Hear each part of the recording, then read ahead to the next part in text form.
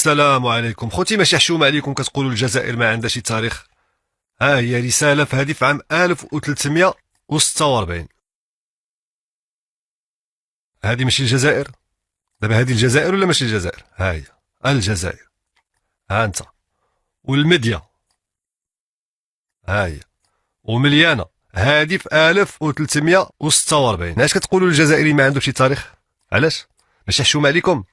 ها تلمسان. ها انت. ها